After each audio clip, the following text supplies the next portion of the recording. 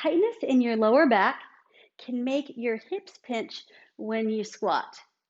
So if you stand maybe at a standing desk with lots of back tension, or you're in the kitchen working and your back feels tight, or even if you're just sitting with a really excessively upright posture at your desk, these might get pretty tight. And then when you go to squat, your pelvis is going to be shifted forward and create pinching in your pelvis. So how can we work on that? Let's improve mobility in your back by working the core. So sit on the ground with your knees soft. You can find a comfortable place for your knees to be bent and grab a light to medium weight. I have 8 pounds. Squeeze your inner thighs together and hold your weight out in front of you. It doesn't have to be perfectly straight because that makes my arms and shoulders a little bit excessively tense at a comfortable place. So let's start by sitting up tall and work on tipping the pelvis backwards. So rounding through your lower back, right where your lower back meets your pelvis, where your belt might sit.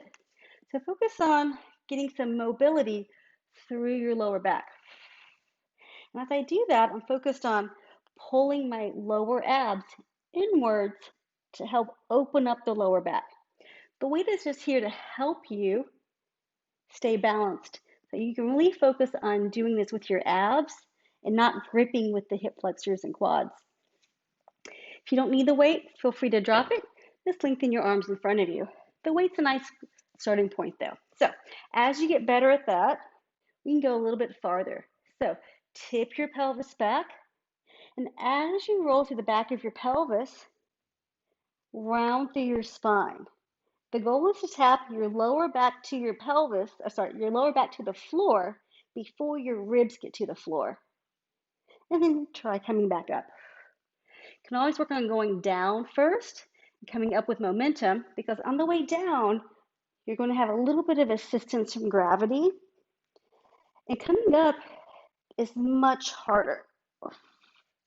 So if coming up just seems not quite doable yet, work on going down slow with control, tucking your pelvis, lower back, then ribs, then just use momentum to come back up.